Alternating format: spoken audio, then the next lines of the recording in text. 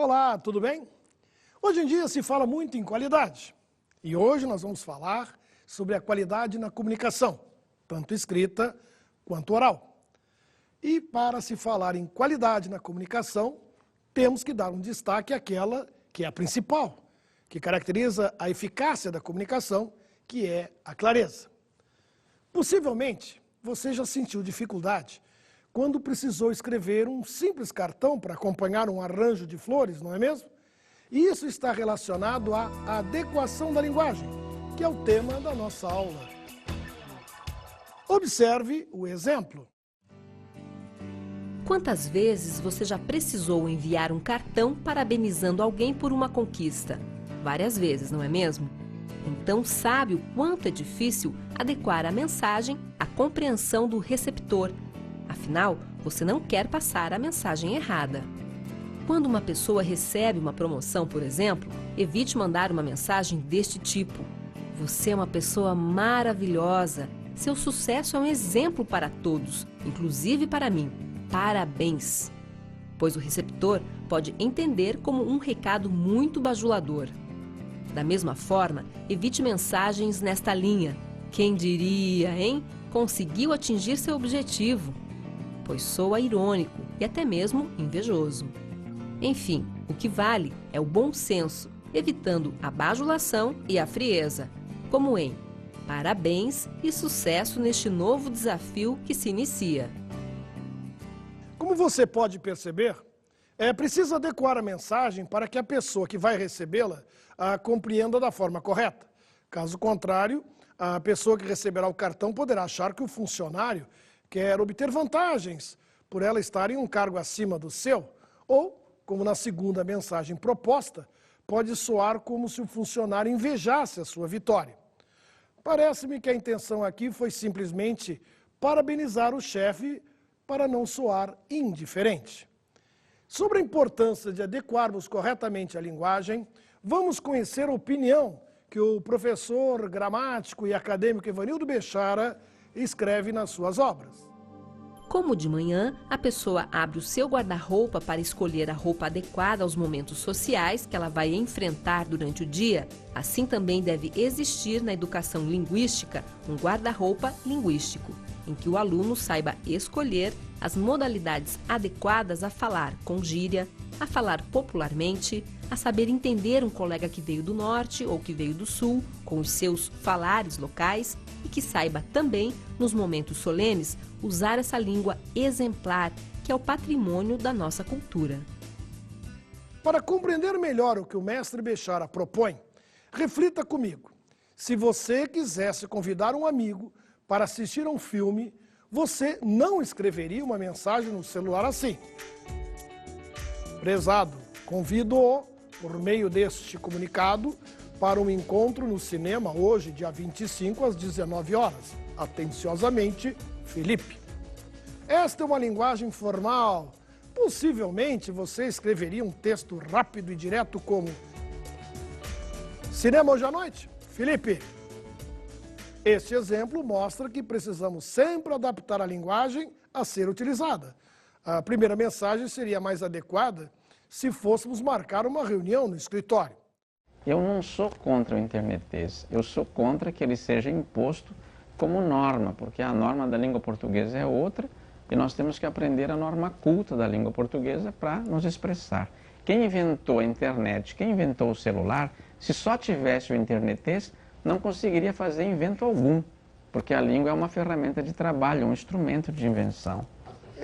Eu acho interessante, acho que é uma demonstração que a língua está viva, agora embute também um perigo, quer dizer, é preciso, e aí muito para o jovem, quer dizer, ele não pode se fechar no internetês, porque na vida profissional dele, não é com o internetês que ele vai manejar, ele tem que manejar com o português.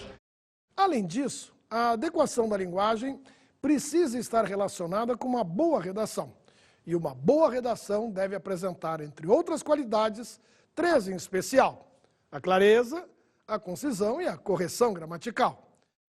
A clareza, como já foi dito, é o nosso principal objetivo. É muito fácil dizer que um bom texto deve ser claro. Difícil é conseguir. Também é difícil ensinar o aluno a ser claro.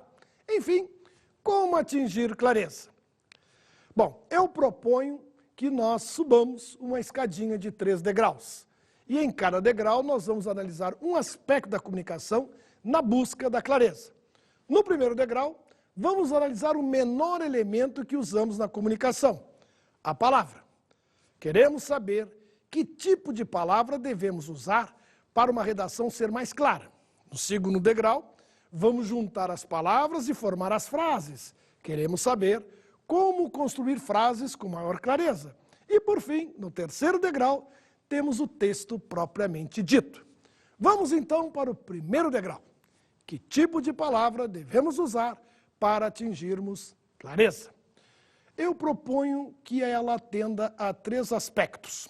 Para sermos mais claros, é necessário que as palavras sejam simples, precisas e adequadas.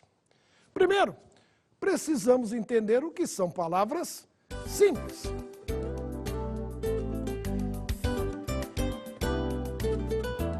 Palavras simples são, teoricamente, palavras usuais, que são do conhecimento da maioria, principalmente do destinatário do texto. Dessa forma, torna-se importante escolher um vocabulário acessível ao leitor.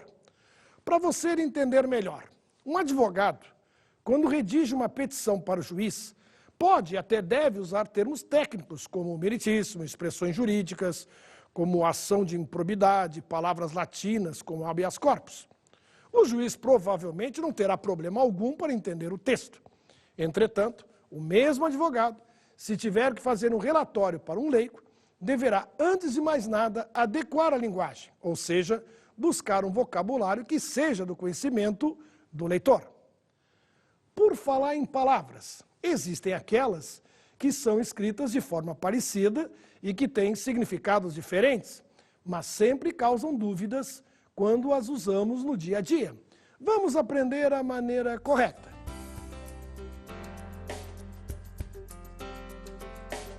Quantas vezes você já parou o que estava dizendo para pensar qual destas palavras utilizar?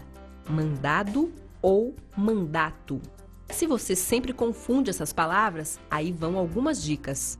Se tratar de um documento ou uma ordem judicial, o correto é utilizar a palavra mandado. O juiz expede um mandado de prisão. O advogado entra com um mandado de segurança para defender seu cliente. Já a palavra mandato significa o conjunto de poderes que um político recebe pelo voto para representar o povo. Sendo assim, o deputado possui um mandato de 4 anos, da mesma forma que o mandato do prefeito foi cassado. Agora você não vai mais confundir mandado com mandato. Mas adequar a linguagem para que ela seja acessível ao leitor não significa usar uma linguagem vulgar, cheia de gírias e vícios de linguagem. Por exemplo, se você estivesse candidatando a uma vaga de emprego, você cuidaria do texto que escreveria no e-mail, não é mesmo?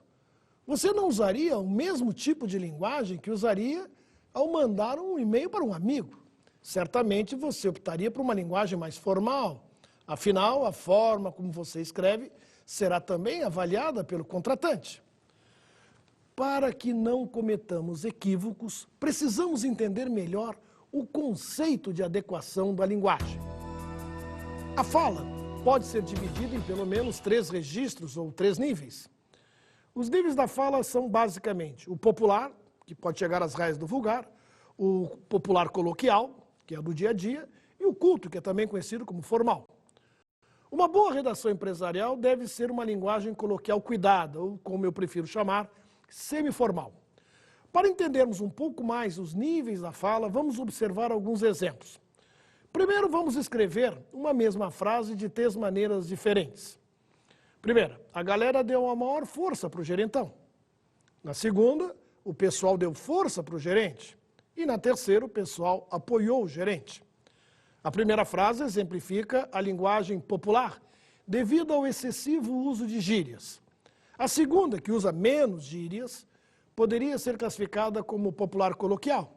E a terceira já representa a fala formal, culta, porque não usa gírias. Portanto, podemos tirar as seguintes conclusões.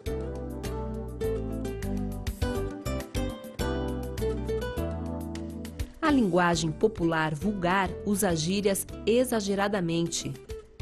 A linguagem popular coloquial usa gírias moderadamente. E a linguagem culta ou formal não usa gírias.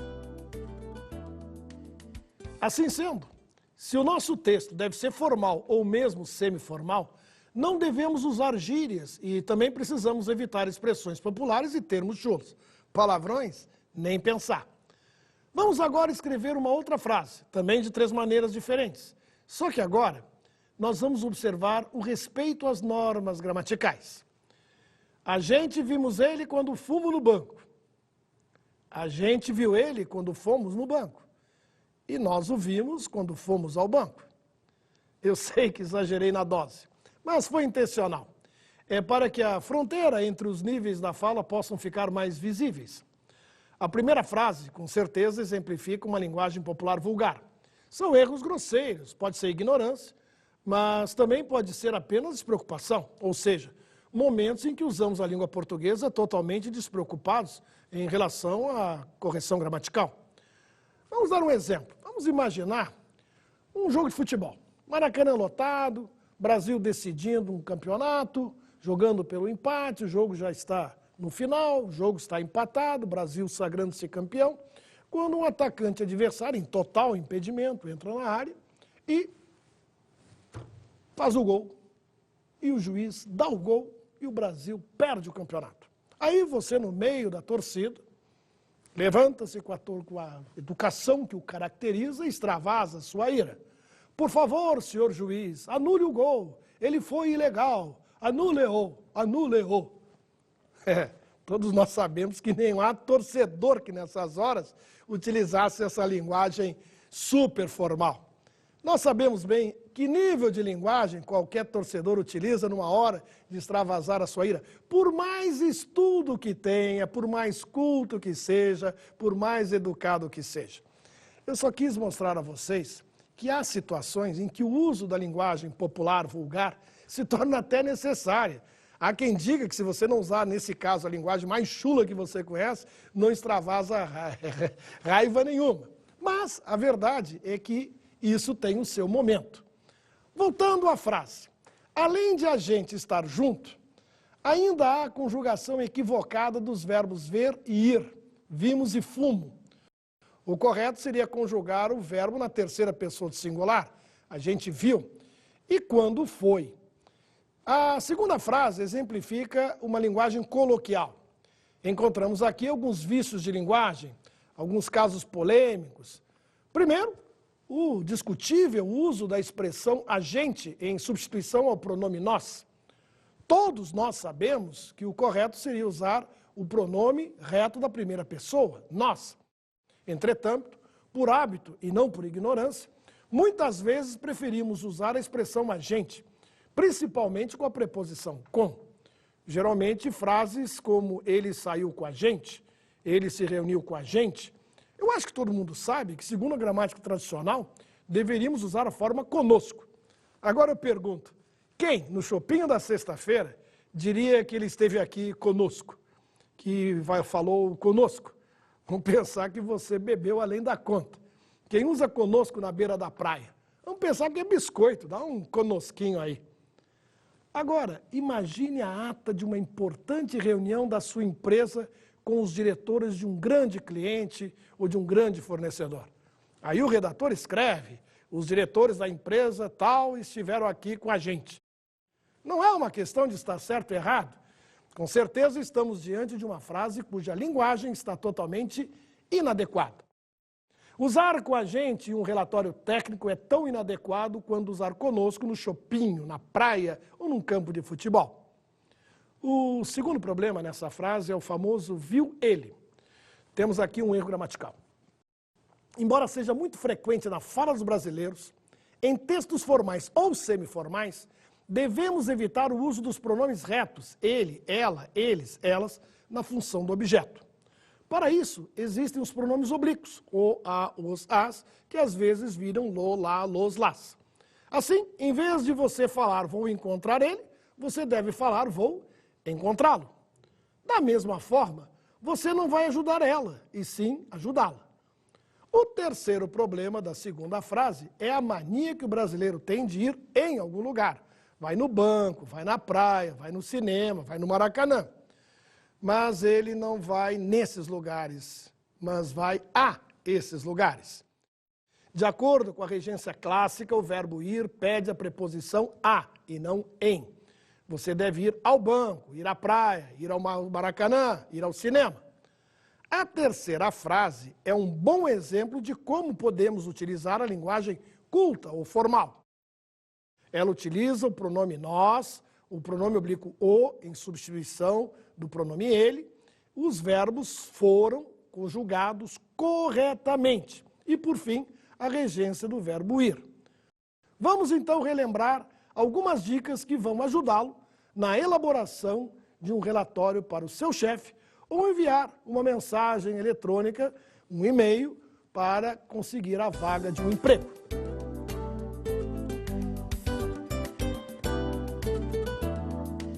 Evite substituir o pronome nós pela expressão a gente. Não utilize ele, ela, eles e elas na função de objeto. Utilize lo, lá, los, las. Lembre-se sempre de colocar a preposição a após o verbo ir. Boa redação empresarial deve apresentar uma linguagem formal. Isso significa que não devemos usar gírias e que devemos respeitar as regras clássicas da gramática. Portanto, a linguagem da redação empresarial deve ser culta. E aqui temos um outro problema. Muita gente confunde linguagem culta com eruditismo. Escrever bem não é escrever difícil. Escrever bem não é um exercício de exibicionismo linguístico. Vamos aprender o uso da linguagem simples. A eficácia da comunicação está no fato de fazermos o nosso texto totalmente compreensível. E para isso, o primeiro passo é usarmos uma linguagem simples. E linguagem simples não é vulgarismo e, obviamente, também não é preciosismo. Vejamos um bom exemplo. A imagem da empresa ficará obnubilada se a entrega do projeto for mais uma vez procrastinada.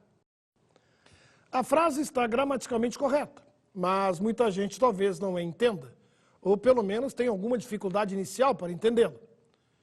Embora não esteja errada, na minha opinião, é uma frase inadequada à redação empresarial. Serve, talvez, para impressionar, mas certamente não para comunicar. Obnubilado é uma palavra que pouquíssimos conhecem. Significa obscurecido, turvo, manchado. No texto poderia ser interpretado como a imagem da empresa ficará prejudicada, suja, maculada, denegrida.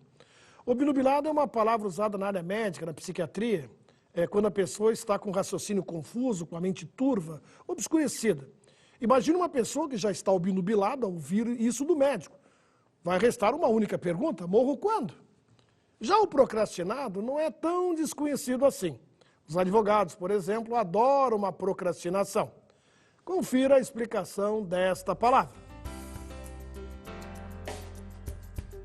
Na comunicação, vale o dito popular: por que dificultar se você pode simplificar? É o que acontece com a palavra procrastinar. Procrastinar um prazo seria nada mais do que adiá-lo ou prorrogá-lo. Mas se mesmo assim você quiser utilizar a palavra procrastinar, cuidado, pois ela possui conotação negativa de enrolar ou ganhar tempo.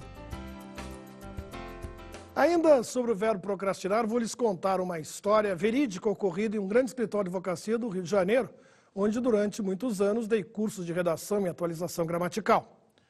Um advogado, aluno meu, liga para um cliente, que não era advogado, serviço terceirizado, portanto, e lhe deu a notícia: teremos que procrastinar a assinatura do contrato. O cliente prontamente respondeu: tudo bem, o senhor é que sabe. O nosso advogado, graças a Deus, estranhou aquela resposta tão imediata e resolveu reformular a pergunta. E perguntou: para quando adiamos então? Aí o nosso cliente finalmente revelou que não sabia o que era procrastinar quando afirmam, pelo amor de Deus, adiar nem pensar. Quer dizer, não teve humildade de perguntar o que era procrastinar. Ora, bolas, esse é o nosso problema. Procrastinar e adiar são sinônimos. Só que o procrastinar não faz parte do universo linguístico de todo mundo. Quer dizer, na área jurídica, tudo bem, mas saindo da área jurídica, há quem não saiba. E aí está o perigo. Agora você já sabe qual é o meu conceito de simplicidade vocabular. Se você pode adiar, para que procrastinar? Essa é a nossa primeira lição. Se você quer redigir com maior clareza, o primeiro passo é usar palavras simples.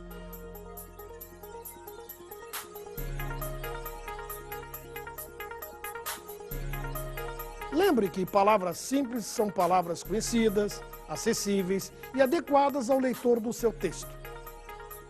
E como saber se estamos utilizando palavras que atinjam o nosso público? Podemos ter dificuldades em uma simples definição de perfil para uma vaga. A comunicação oral pode gerar inúmeros problemas. Isso porque nem sempre é fácil fazer-se entender para outra pessoa, devido a inadequações de linguagem. Por exemplo, uma executiva que esteja interessada em contratar uma secretária precisa ser bastante clara com o encarregado do RH da empresa para que este tenha condições de encontrar a pessoa que mais se encaixe ao perfil da vaga. Se a executiva não se comunicar claramente, ou seja, usar de palavras difíceis para descrever o perfil desejado, a pessoa responsável pela contratação pode não entender e selecionar um funcionário que não corresponda ao perfil desejado.